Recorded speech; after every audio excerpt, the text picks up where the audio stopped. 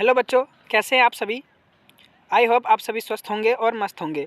तो चलिए आज शुरू करते हैं हम चैप्टर नंबर 13 बसेरा ऊंचाई पर। ये कहानी एक पहाड़ी इलाके की है और बसेरा ऊंचाई पर अर्थात ऊंचाई पर बसना। और जो व्यक्ति जो बाइक के बगल में खड़ा है वो कहता है कि मैं हूँ गौरव जानी और ये लोनर मेरी सबसे बढ़िया साथी है, मेरी मोटरसाइकिल। अर्थात ये अपनी मोटरसाइकिल के बारे में बता रहा है और अंग्रेजी में लोनर का अर्थ होता है अकेला रहने वाला। वैसे तो मेरी मोटरसाइकिल अकेली नहीं है, उसके साथ मैं हूँ हरदम। हम दोनों ही मुंबई की भीड़-भाड़ शोरगुल वाली ऊंची गलियों और ऊंची ऊंची इमारतों से निकलने का मौका ढूंढते रहते हैं। हम दोनों को ही अपने सुंदर देश के अलग अलग इलाकों में घूमने का बहुत शौक है। और आज मैं सुनाता हूँ एक अद्भुत कहानी, दुनिया के सबसे ऊंचे रास्तों पर मोटरसाइकिल की यात्रा। अर्थात ये गौरव जानी है जो कि उसको घूमना फिरना बहुत अच्छा लगता है। वो मुंबई में काफ़ी जगह घूम चुका है और आज वो कहीं घूमने जा रहा है जिसके बारे में हमें बताने वाला है। तो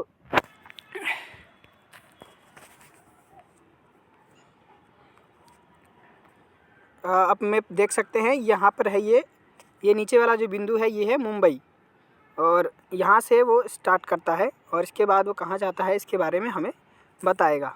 चलिए आगे देखते हैं।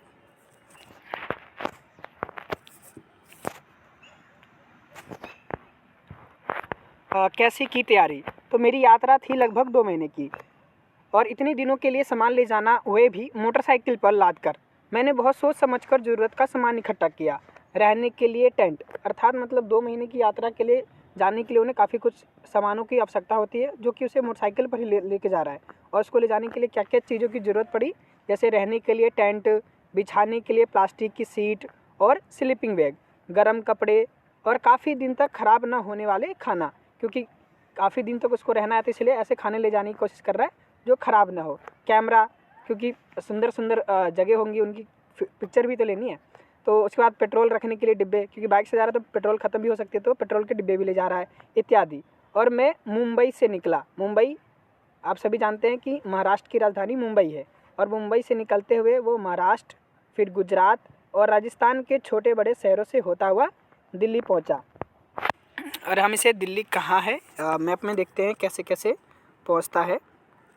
तो मैप में सबसे नीचे जो ये बिंदु है ये महाराष्ट्र है।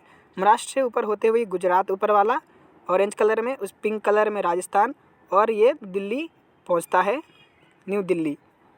ठीक है।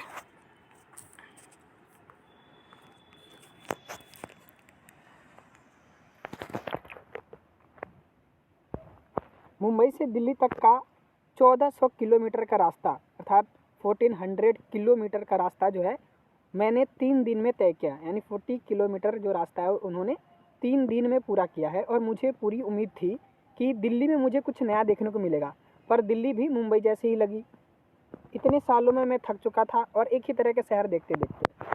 ठीक है, क्योंकि दिल्ली और मुंबई सेम जैसे बड़े बड़े बिल्डिंग्स वगैरह होती है वैसे ही यहाँ भी थी।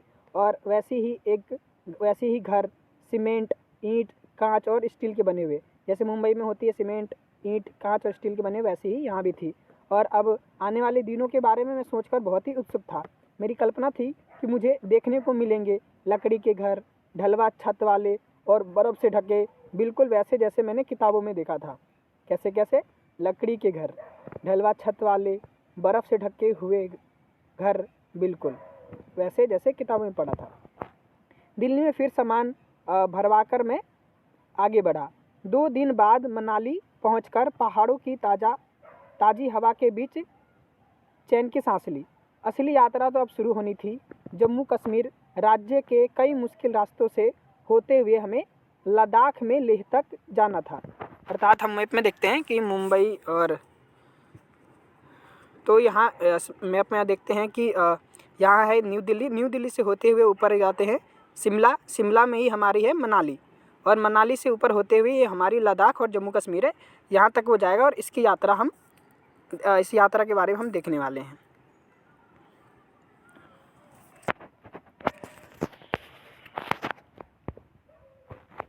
ठीक है, तो क्वेश्चन लिखा हुआ कि रास्ते नक्शे में देखकर बताओ कि मुंबई से कश्मीर जाने के रास्ते में कौन कौन से राज्य आएंगे। तो जैसा कि हमने मैप में देख ही लिया है, पहले महाराष्ट्र आएगा, फिर गुजरात, राजस्थान, दिल्ली, इस तरह से आते रहेंगे।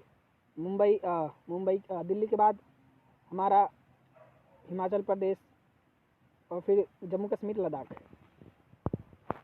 गौरव जानी, मुंबई से दिल्ली तक के रास्ते में जिन जिन राज्यों से गुजरे उनकी राजधानियों के नाम पता करो।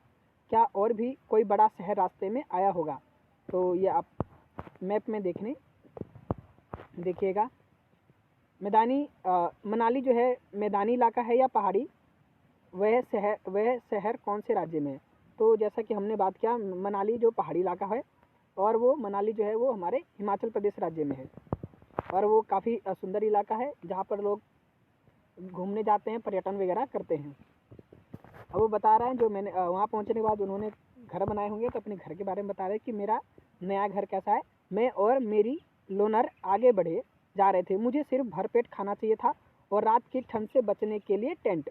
पहाड़ी इलाका था तो ओबियसली ठंड तो लगनी थी, तो मेरे छोटे से नायलॉन के टेंट में इतनी ही जगह थी कि मैं सो सकूं।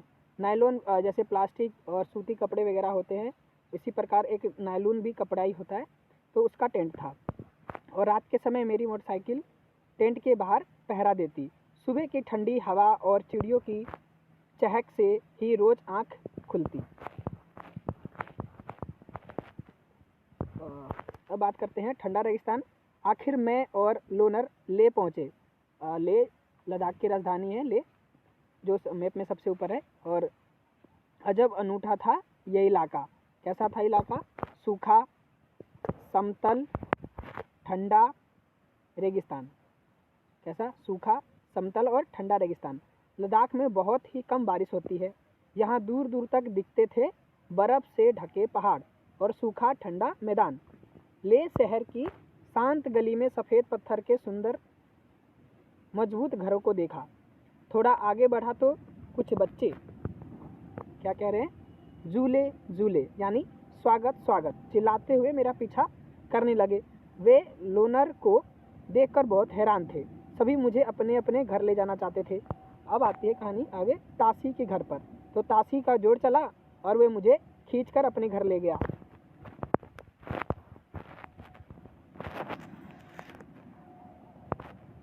उसका घर 2 मंजिला था।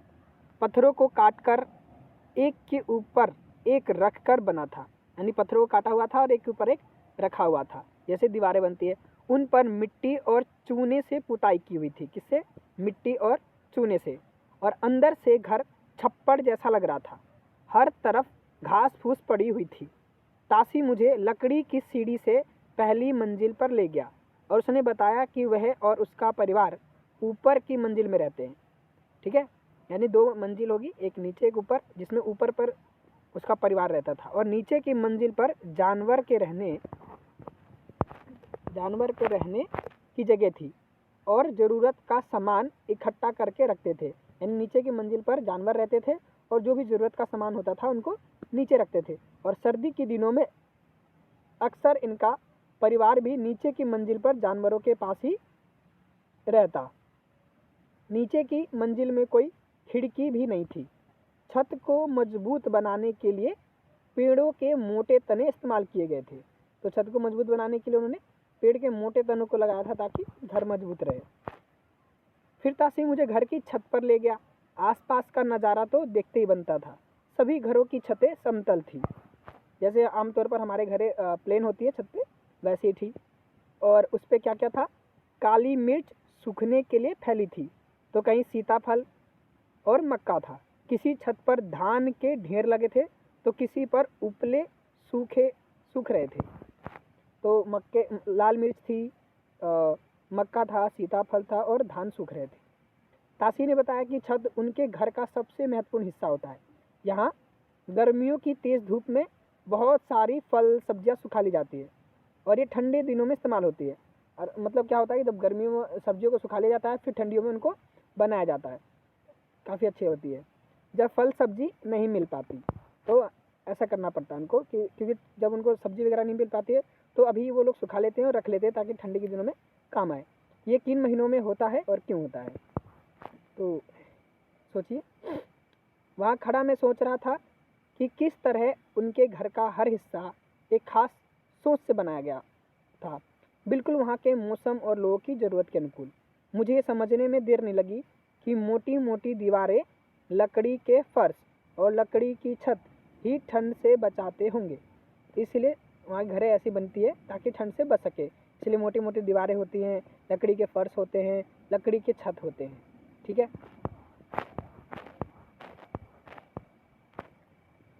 दुनिया की चोटी पर लोगों का बसेरा।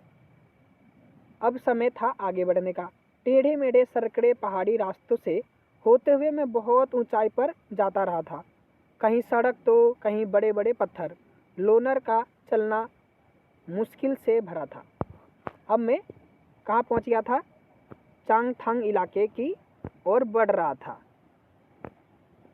चांगथांग इलाके की ओर बढ़ रहा था।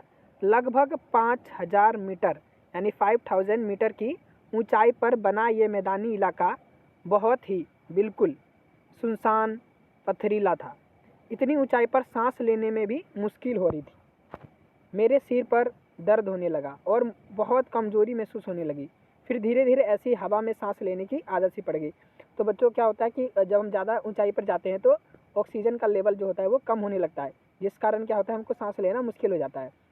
इसके अलावा 165 मीटर की ऊंचाई पर जाने पर क्या होता है कि 1 डिग्री सेल्सियस है वो कम हो जाती है। ठीक है।